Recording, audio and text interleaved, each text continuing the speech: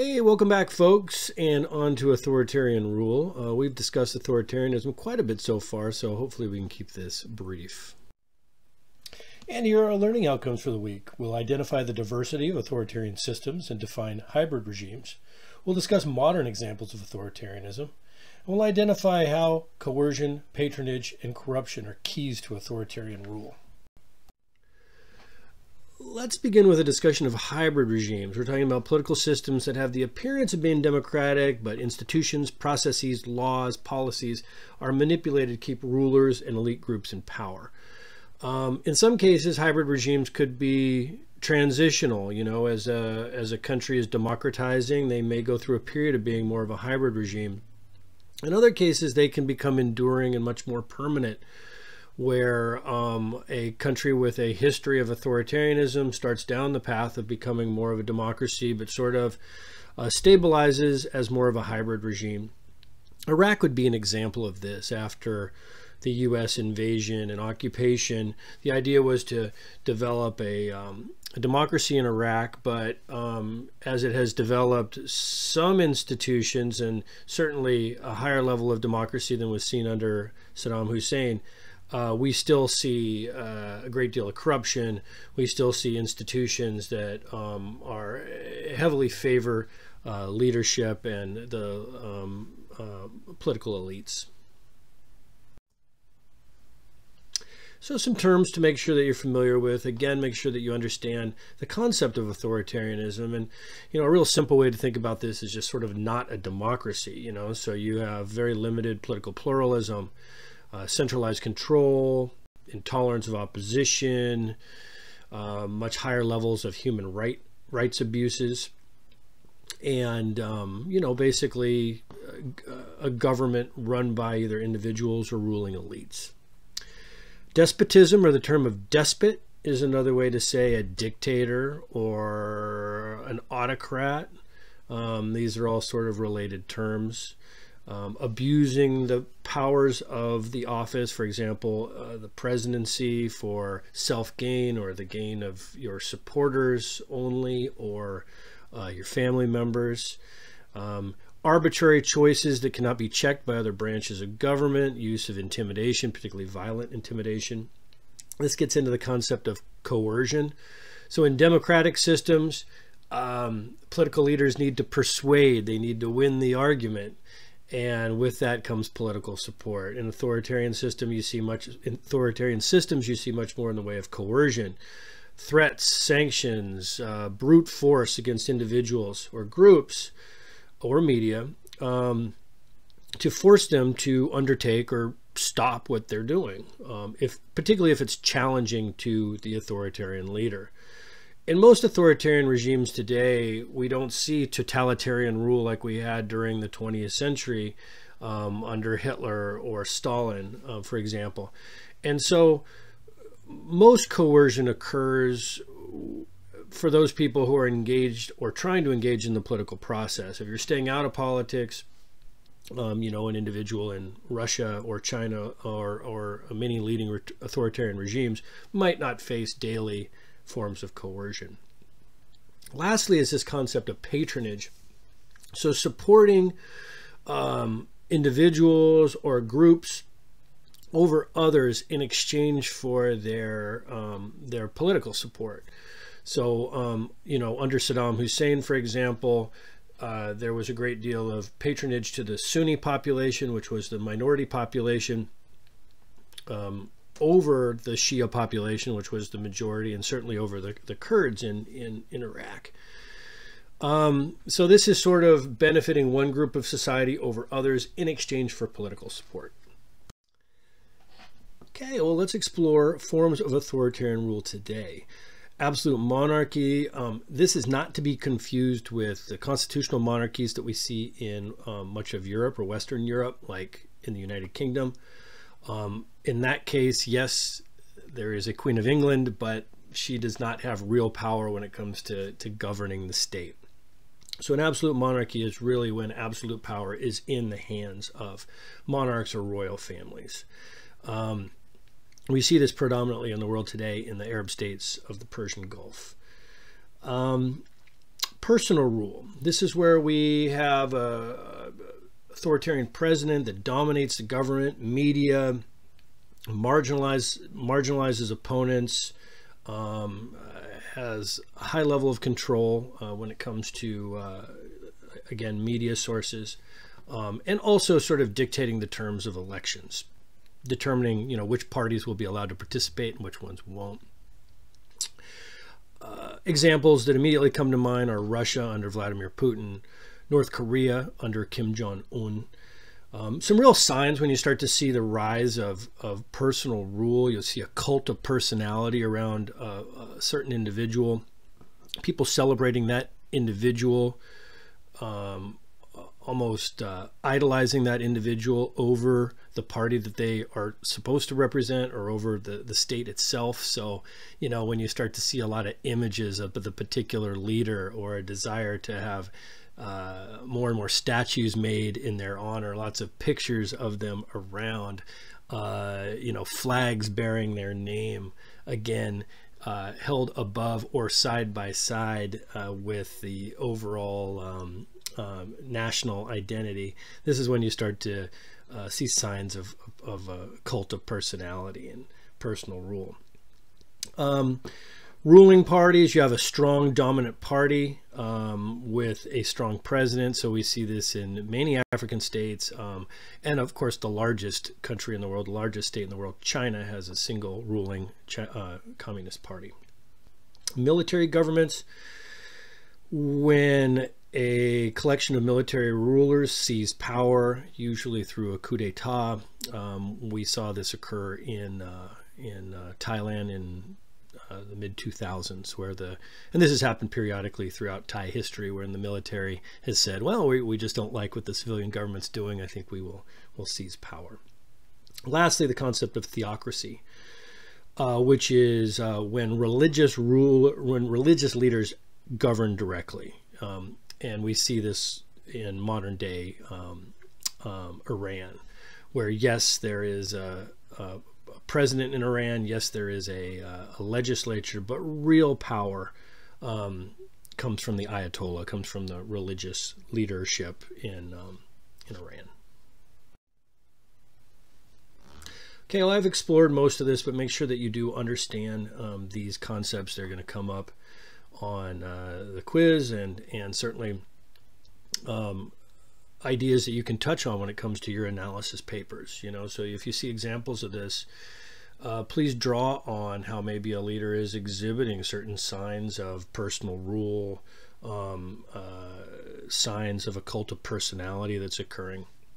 And keep in mind that, all these systems, they're not stagnant. So at any given point, a democracy might be becoming less of a democracy and moving more toward a hybrid system, or a hybrid system might be democratizing more or moving more into a pure authoritarian system. So these are all things I think that you can explore in analysis papers quite nicely. You can take a look at what's happening in a particular country and then make an argument on which direction it's going with regard to either authoritarianism or whether it's democratizing. Again, the concept of coup d'etat, where you have a seizure of power by the military, and this obviously leads to a military government. Many societies are have a political culture that is much more open to this. If you look at the Bill of Rights in the United States Constitution, you can see that there was a great deal of fear in the early years of the Republic that this new powerful United States military would overwhelm the militias that were created at the state level. So if you look at the Bill of Rights through that lens, you see a real fear of a powerful Central American military. Now, over time in the United States, we've developed the idea of a really apolitical, a removed from politics military that follows the directions of civilian leaders. But early on in American history, that was a real concern. We've already talked about theocracy and the Islamic Republic that we see in today's Iran. I know we've introduced this term before. It's been in the reading before. I've used it throughout the course of the class. But make sure that you understand this term totalitarianism. This is the most severe form of authoritarianism. It's when there is usually some sort of guiding ideology. You see total control exercised by a leader or party over all aspects of public and private life. And so really the only example of totalitarianism that we see in the world today is in North Korea, but it was predominantly a feature of the 20th century. We saw this intermittently in China under Mao. We saw this in Stalin's Russia and Hitler's Germany, and in other examples. So again, look at that root word, totalitarian. And so total control of society. And in most authoritarian systems, if you take a look at China today, at the individual level, if you stay out of politics, you're not going to get a knock on the door by the Chinese Communist Party, scooping you up in the middle of the night. If you stay out of politics, stay out of government, you can travel, you can, if you have the resources, you can go to college, you can, these days, certainly start a business and make money. But if you challenge the authoritarian regime in a place like China, that's when you start to get added attention. That's where you start to get into potential trouble. Totalitarian systems are different in that you need to do what the totalitarian leader says that you need to do. That could be showing up to mass rallies and in a sort of a regimented way. That might be only watching what is broadcast by the totalitarian government, not having access to outside media sources. And this is what we see again in North Korea today. So, when we saw this in Russia under Stalin, which was, there was an attempt to control not only politics in Russia, but culture and every aspect of society. So any book, any work of art, any music, these things needed they needed the approval of Soviet authorities. That's totalitarianism. We see corruption in all political systems, so it's always a matter of degree. You have no political system that reaches purity, where there is no corruption or the abuse of power for private gain. However, you do see much higher levels of corruption in authoritarian regimes, and in particular, totalitarian regimes. So what do we mean by corruption, so we can be on the look for it? Also, higher levels of corruption in democratic systems, may they be flawed democracies or more established democracies. This also gives you sort of a sign of the health of a democracy. So here are some things to look out for. Electoral fraud. Is there an attempt by the leadership to manipulate the outcome of elections? Do we see situations where people are bribing government officials or police officers and it works? So if you think it's no big deal, you get pulled over and you say, hey, a $50 bill is going to solve this problem. If you are in a political culture like that, obviously you've got real problems. Influence peddling, selling influence in government. This can be a problem in the United States, where people who have experience as a member of Congress might then go work as a lobbyist, and essentially what they're selling is their connections to Congress. So again, we see aspects of this in democratic systems too. It's just a matter of degrees. The concept of patronage, which we already talked about, when leaders benefit certain groups over others, certain individuals over others. We often see this in authoritarian regimes, particularly when it comes to hiring people for the bureaucracy.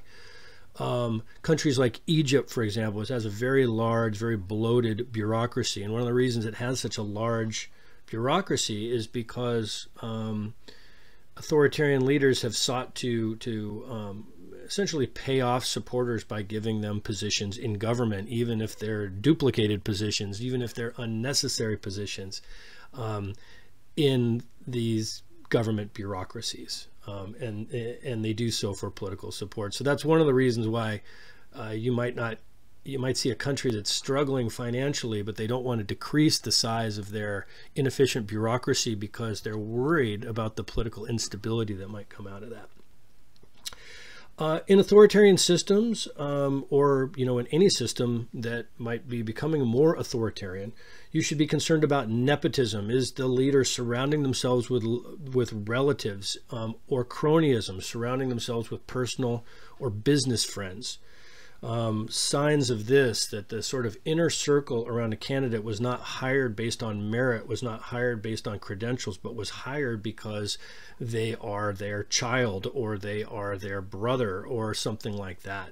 So usually in authoritarian regimes, you see high levels of nepotism, high levels of cronyism. Of course, we see it in flawed democracies as well. And it's certainly a sign of overall democratic ill health, I guess, for lack of a better word. Embezzlement of the public funds. Do you use your connection to power to somehow get resources directed to you or your friends or your relatives by the state? So this is this concept of embezzlement. Sometimes that could be something as simple as stealing money, right? Transitioning public money into your bank account. But in most cases, it's much more nuanced, right? It is giving yourself or an associated company a contract to do public work, directing public funds in some way, in a way that benefits you or your family or your close personal friends or your company. Kickbacks, when government officials use their position to offer contracts in return for a share of payments or profits. Again, yes, in some situations, you will see in hybrid regimes, certainly in authoritarian regimes, very pure kickbacks. Here is, you know, if you give me this government contract, I will give you this, you know, briefcase full of money. And you do see that. In many other cases, it's much more nuanced. It is not quite that clear that the leader that maybe provides preference to one group or another, you know, those kickbacks are given to family, they're given to friends, they are donated to their political party, you know. So, you know, keep in mind that sometimes when we think about corruption, we think about sneaky people in the middle of the night dropping off briefcases full of money, but in the vast majority of cases, particularly in hybrid, flawed, and more established democracies, both kickbacks and embezzlements are much more nuanced in the form that they take. Okay, let's summarize just a bit. Authoritarian states are as complex and nuanced as democratic ones. And the added problem is that authoritarianism operates with unspoken limits. So in democratic states, you have a constitution. It maps out specific powers of the executive. That is not the case in authoritarian regimes. So power is very difficult. You know, the limits of power are difficult to identify, and in some cases they're expanding, in some cases they're contracting. Hybrid regimes could be transitional, or they could be enduring or more permanent. Again, that term hybrid means you're combining two things, and in this case you're combining an authoritarian system with a democratic system with elements of both. Coercion and patronage are at the heart of authoritarianism. So coercion means sort of governing by force as opposed to persuasion, as hopefully the way it ought to be done in more democratic systems. And patronage meaning privileging certain groups at the expense of others for their political support. Authoritarian systems take 5 main forms: absolute monarchies, personal rule, ruling parties, military government, theocracy. We've had a chance to discuss these. Your text goes into greater detail. Make sure that you understand what each of these terms mean. Corruption exists whether you're talking about democracies or authoritarian systems and everything in between, but they play a larger role in authoritarian regimes. Although overall levels of corruption does give us an idea about the strength and health of our democracies. So if you see some of those indications that are in our reading about corruption, you know, or the telltale signs that we're seeing expanding corruption, it should be concerning, not just for the individual cases, but also what it has to say about the strength of the overall democracy. Okay, here are your guiding questions for the week. They will also be posted in the weekly D2L discussion area. Again, 1 substantive original post, at least 2 responsive to your classmates' post. Draw on examples and quotes from assigned reading in making your points. You do all that and you're going to get a perfect score for the week. As always, please let me know how you're doing. I have regular office hours on Zoom. You can email me, you can post on D2L. I hope you have a fantastic week.